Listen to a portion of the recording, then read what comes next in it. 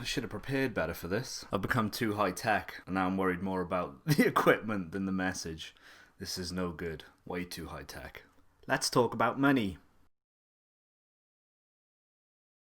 Welcome back. In this video, I'm going to answer a couple of questions that I got from viewers of this channel. The last video I uploaded did quite well, so much so that YouTube decided to give me a little firework display on my analytics page. So that was nice to see. Thanks for watching. Anyone who does watch these videos consistently, or if you're new to this, appreciate you tuning in. Please consider liking, sharing, and subscribing. I'm 260 subscribers away from the 1,000 mark. Couldn't be more thrilled.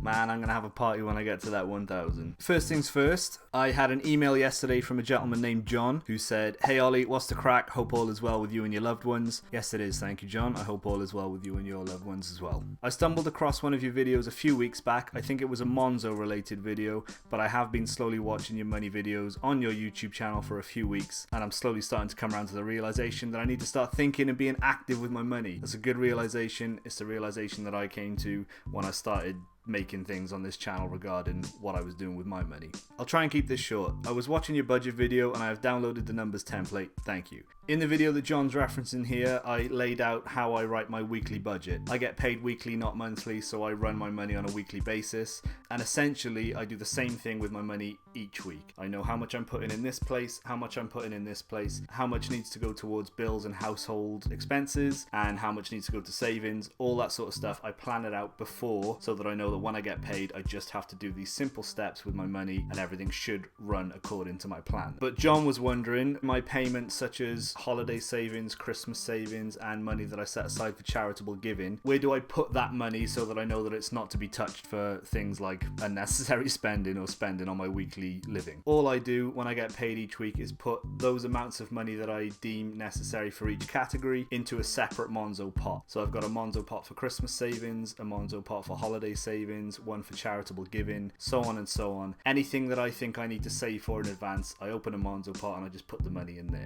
And that's essentially what I told him when I replied via email. The main idea to follow here is just, if you've earmarked your money for something specific, put it somewhere that you can't easily access it and put a name on it so you know what it's for. In my example, I put, it's only £5 a week, but I put £5 a week towards saving up for Christmas so that when Christmas comes around, I know that I've got about £250 to spend, and then I can add to that with the money that I've got at the time, but I've definitely got that small amount. Put it in a pot, call it Christmas savings, you know what it's for. Hopefully that answers that question. The next question I had came from a guy called Liam, and it actually gave me pause for thought. I didn't really have the answer straight out, so I had to do a little bit of digging. Liam asked, "Hey Ollie, am I right in thinking that after you use your Lisa for the deposit on your first home, you can continue to invest into the account for retirement? It's not just one or the other. Keep up the great videos."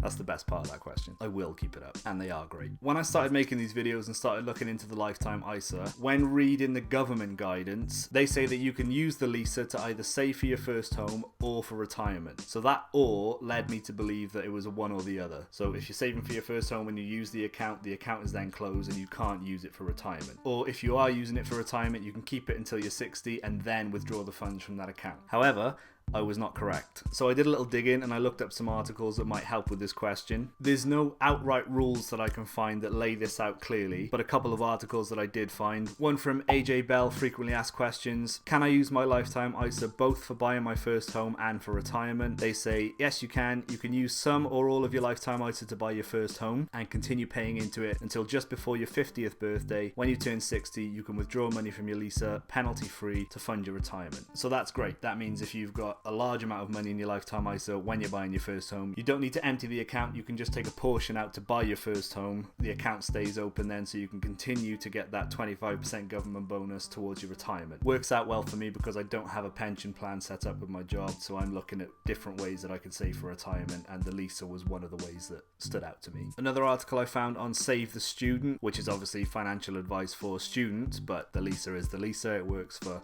whoever has one. If you're thinking about getting on the property property ladder as soon as possible, the Leaser is a great choice as long as you are 1. Looking to buy a property in the UK, 2. Don't already own a property or have a share of a property, 3. Are planning to buy a property to live in yourself, 4. Will be looking to buy a house that costs less than $450,000. You and a partner can combine your leases to purchase a new property together, so if you and your girlfriend, your boyfriend, your husband, your wife, however you configure your romantic relationships, if you both have a leaser, you can both use that money that you've got to buy a house. To answer the question at the bottom of this, crucially, your leaser won't automatically be closed once you purchase a property. You can either choose to close it or continue using it to save towards a retirement fund. So my advice would be, and what I will personally be doing, once I use the funds in the leaser to buy the first property, I will then keep the account open, continue saving for retirement, continue to get that 25% bonus off the government because it's free money, essentially. That's my thinking. Anyway, I hope that has answered both of those questions. Again, thank you for watching. I really appreciate when people ask questions of me.